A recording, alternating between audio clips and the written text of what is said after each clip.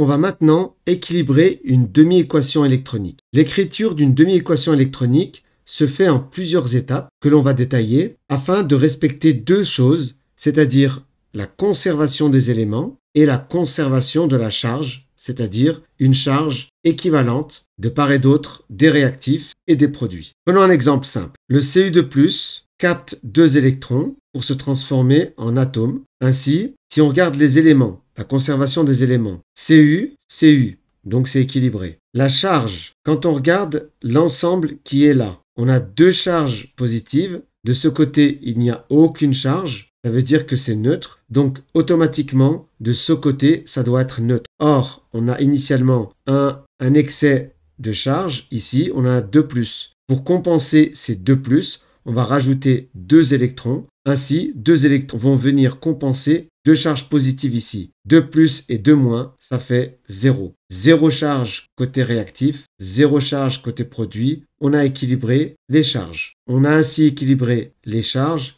et les éléments. Prenons un exemple un peu plus compliqué. Partons du couple MnO4- permanganate, Mn2+. Alors, étape numéro 1, on rappelle que ça c'est l'oxydant, ça c'est le réducteur. Étape numéro 1, il faut écrire les deux espèces conjuguées, donc ça et ça, de part et d'autre de la double flèche, puis assurer la conservation des éléments autres que l'hydrogène et l'oxygène. Élément très important. On doit équilibrer les éléments, mais autres que l'hydrogène et l'oxygène. Exemple, dans MnO4-, Mn2+, donc écrit de part et d'autre de la double flèche, on a des atomes Mn que l'on retrouve ici et là. Là, c'est la forme ionique, mais il y a du Mn. Il y a 1, 1. Donc, on a conservation de l'élément Mn. Une fois qu'on a équilibré tous les éléments autres que l'hydrogène et l'oxygène, ce qu'on a fait ici, on va maintenant passer aux atomes d'oxygène. Attention, on ne passe pas à l'hydrogène, on commence par l'oxygène. C'est une étape très importante et surtout pas commencer par l'hydrogène. Étape numéro 1,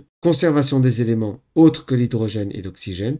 Et ensuite, on passe à l'oxygène. Pour égaliser les atomes en oxygène, on va rajouter des molécules d'eau, H2O, à l'endroit où il le faut. Dans notre exemple, on a 4, donc le 4 qui est là veut dire qu'il y a 4 oxygènes. Le moins qui est là veut dire que l'ensemble a gagné un électron. L'ensemble MnO4 a gagné un électron. Ainsi, le nombre d'atomes d'oxygène, c'est 4. Il y a 4 atomes d'oxygène. Et comme il n'y en a aucun de ce côté, on va donc rajouter 4 molécules de H2O, 4 molécules d'eau. Donc c'est ce qu'on écrit comme ça. Nous, il nous en faut 4. C'est la raison pour laquelle on a rajouté 4 molécules d'eau. En faisant ça, on a 4O, 4O. On a donc équilibré les oxygènes après les éléments autres que hydrogène et oxygène. L'étape suivante, maintenant qu'on a équilibré les atomes d'oxygène, on peut maintenant passer aux atomes d'hydrogène. Pour équilibrer les atomes d'hydrogène, on va rajouter l'ion H+, l'ion hydrogène.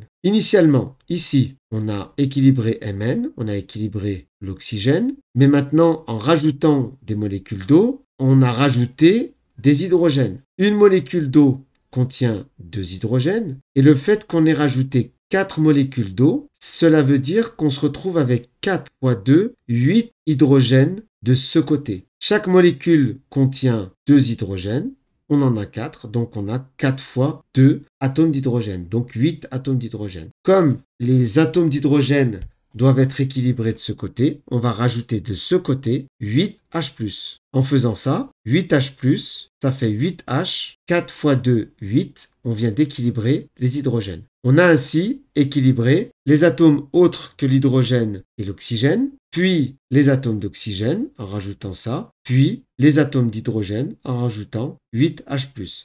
Ce sont les 3 premières étapes. Enfin, on termine par s'assurer qu'on a bien égalité des charges, ce qui n'est pas le cas. Alors, comment le voit-on? On va commencer par là puisque c'est un peu plus simple. Mn2+, on a 2 charges positives. Donc ici, pas de charge. Donc globalement, ici, on a 2 charges positives. Donc, ça veut dire que de ce côté, il doit y avoir globalement 2 charges positives. Est-ce que c'est le cas? Regardons. Il y a 8 plus, donc 8 charges plus, que l'on va additionner à une charge moins, plus une charge moins. Donc cela fait 7 charges plus. Il y a 8 charges plus avec ça, une charge moins avec MnO4-. Donc quand on somme les charges, ça fait on a 8 charges plus, une charge moins. Ça nous fait qu'on a une charge moins compense une charge plus. Il nous reste encore 7 charges plus. Donc, nous n'avons pas égalité des charges. On a d'un côté 7 plus, de l'autre côté 2 plus. Il faut équilibrer cela. Que faut-il faire? Alors, on se rend compte ici qu'il faut annuler, compenser 5 charges plus, de façon à avoir les 2 plus restants. Ça veut dire que ici, il faudrait rajouter 5 charges négatives de façon à compenser 5 charges positives ici, 7 plus qu'on va additionner à 5 moins, ça va faire au total 2 charges plus. On aura ainsi équilibré les 2 charges plus. Or, comment peut-on rajouter ces 5 charges négatives de ce côté?